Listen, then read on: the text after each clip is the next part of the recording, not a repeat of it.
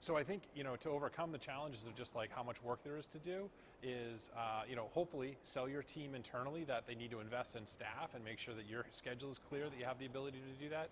Find other, interesting ways and sort of hacks to kind of, speed up the content creation process and having good content to actually publish as part of what you do in inbound marketing.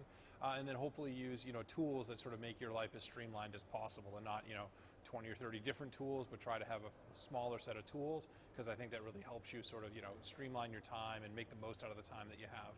I think they're doing a couple of things. I think the biggest thing that they're doing, the thing that I'm most excited about, is I see a lot of companies hiring chief content officers, people that have the title that I've had for 10 years, or director of publications, or chief blogging officers, or editorial directors, whatever they want to call it. But they're hiring people to drive that bus, to create content consistently, to create engaging content, to build audience. So I think they're finally putting the systems in place that are allowing them to create enough content and create engaging content. One thing we do to overcome the biggest challenges in our marketing department is to plan it purposefully. I sit down each month and I look at our keywords that I want to hit for that month. I come up with blog titles, and then from there I write them later in the month.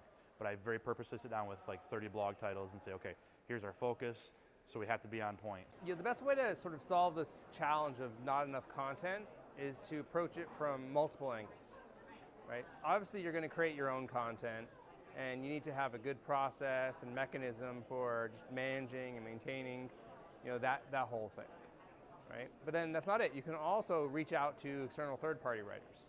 And there's some great marketplaces you can go to go and say, hey, I need content about X, and then people create it. In Marketo, we said we need content about digital marketing and healthcare. It wasn't a topic we knew much about, but we were able to get some really good content from one of these marketplaces to make that work. And I think lastly, you want to think about other people's content. How do you go out and find really good content, curate it, bring it in with your own commentary, in order to sort of create a holistic view of all the different kinds of content that you might want.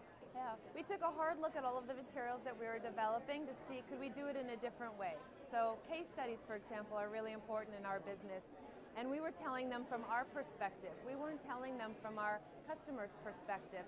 So when we went on an interview with them, instead of just writing up our challenge solution results template that we came up with, we interviewed them even more and invited them to write a blog about what issues were they facing and why did they look at Xerox and how did that help them in their bigger picture. And it was completely from their perspective, and as a result we start now with that blog versus with our case study. It's more important to hear their side of the story. Well, what companies are doing to resolve that content scarcity or content running out of gas problem is there's a couple of things. One is you've got to be aligned with who your customers are and answering questions, solving problems. A brand has a story to tell. There's a reason why people buy from you, so it's essential that you tap into that and find the stories that'll connect with how can we solve problems, information problems for customers, and at the same time communicate the value that we bring as a brand. And when you start tapping into that sort of cycle, it can do a lot for really a never-ending stream of content ideas. The other thing is community. As a company develops customers, as they have a prospect database and social community, those communities will have discussions talking about different things. And if you tap into that community, again, you have a never-ending source of ideas to fuel your content marketing efforts.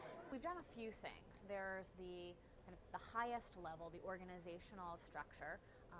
We have now our CIO reporting into our Chief Marketing Officer. So technology and marketing are now fully joined organizationally, which is a huge shift, but is a really important one. And I think it's been coming for a while. We've seen greater partnership between our CIO and our CMO for the past couple of years, and this really just solidified that. And that's starting to filter down into other levels of the organization.